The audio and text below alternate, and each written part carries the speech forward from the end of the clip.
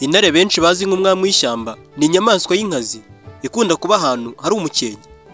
Icyegeranyo kigaragaza ko iyi ngabo ipima ibiro 180, naho iyi ngore ikagira ibiro 130 ugereranyije. Intare yigeze kuba ifite ibiro byinshi, yari ifite ibiro 375. Iyi nyamaswa kandi ishobora kugendera ku muvuduko wa kilometero 81 ku isaha imwe. Urusaku rwayo igihe itonoma rushobora kumvikana mu birometero 8 uvuye ahiri, bivuze ko urusaku rwayo rwihuta cyane. Intare y'ingabo biroroshye cyane kuyimenya kubera ubwoya bwinshi buzwi nk'umugara iba ifite ahagana ku ijosi, ndetse intare zifite ubu bwoya busa n'ubwijimye zikurura intare z'ingore ku kigero kinini cyane. Intare zo muri Afurika zikunda kurya inyamaswa zisa n'aho ari ndende, urugero ni nk'imparage, impongo n'izindi. Intare y'ingore ikenera kurya ibiro 5 by'inyama ku munsi, naho y'ingabo ikarya ibiro 7 by'inyama cyangwa ikabirenza ku munsi. Intare z'ingore nizo zifite umwihariko wo guhiga cyane ugereranyije n'iz'ingabo. Ikindi gitangaje ku ntare ni uko zikubye inshuro 6 umuntu mu kubasha kumenya ahari urumuri, aribyo bituma bitazigora guhiga mu gihe cy'ijoro n'igihe ziri mu ishyamba ry'inzitane. Muri iki kiganiro tugiye kurebera hamwe ibintu 10 bitangaje utaruzi ku ntare. Icya mbere, intare ni imwe mu nyamaswa nke z'inkazi ziba mu matsinda. Intare nizo nyamaswa nke z'inkazi zihiga izindi zibana mu matsinda. Itsinda rimwe rishobora kugira intare z'ingabo nk'ebyiri, mu gihe ingore nyinshi ziba ari hagati ya 6 na 12 n'udutare duto. Ibi bizifasha guhiga neza no kwirwanaho mu gihe hari uwuziteye. Iyo zifatanyije zibasha kumunesha, yaba ari umuntu cyangwa se indi nyamaswa. Ikintu cya kabiri gitangaje ku ntare ni uko intare y'ingore arizo ihiga cyane kurusha ingabo. Mu gihe benshi batekereza ko intare z'ingabo arizo zifite inshingano zo guhiga, siko bimeze. Intare z'ingore nizo zihiga cyane mu matsinda. Ziragenda mu matsinda zigakorana nk'ikipe kugira ngo zifate inyamaswa nini zikoreye hamwe.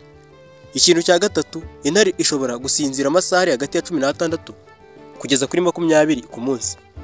Nubwo ari inyamaswa y'inkazi, intare ifata umwanya munini isinziriye.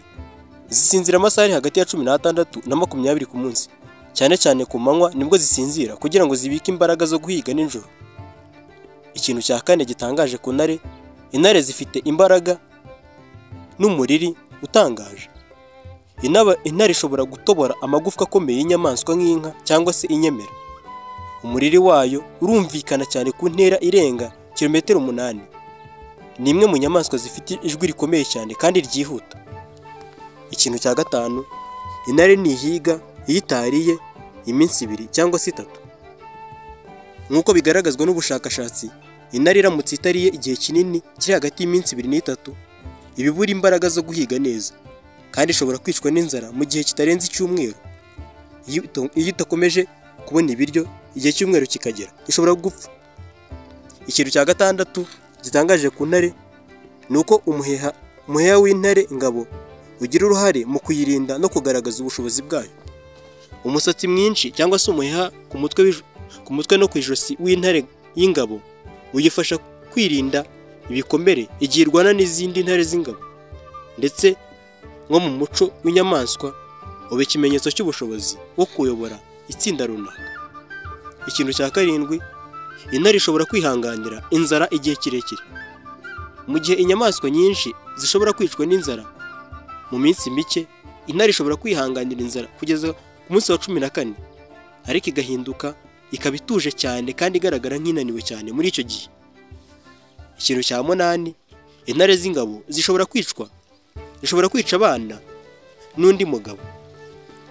Iyo intare y'ingabo nshya ifashe ubutegetsi bw'itsinda runaka nk'ikimenyetso cy'ubushobozi bwayo, ikunze kwica abana batari abayo kugira ngo izongere kubyarana n'iyo ngore iba yafashe, bitume haboneka urubyaro rwayo gusa.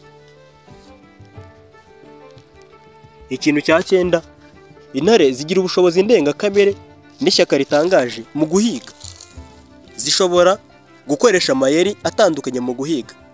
Zimwe zishoreza inyamaswa mu mwobo, izindi zikarinda inzira z'icyuho, bigatuma intare ifata inyamaswa nini nko mu buryo bukomeye kandi butunguranye. Ikintu cya 10, Intare zigeze kuboneka ku mugabane w'Uburayi.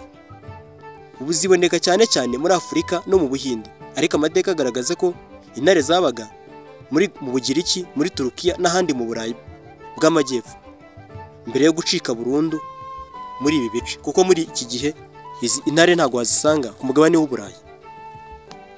Intare ni inyamaswa idasanzwe ifite imbaraga, ubuhanga bwo kubana mu matsinda n'uburyo butangaje bwo kubaho. Niyo mpamvu ifatwa nk'umwami w'ishyamba mu mico itandukanye ku isi. Ngibyo ibintu 10 bitangaje wamenya ku ntare twagarutse muri kino kiganiro.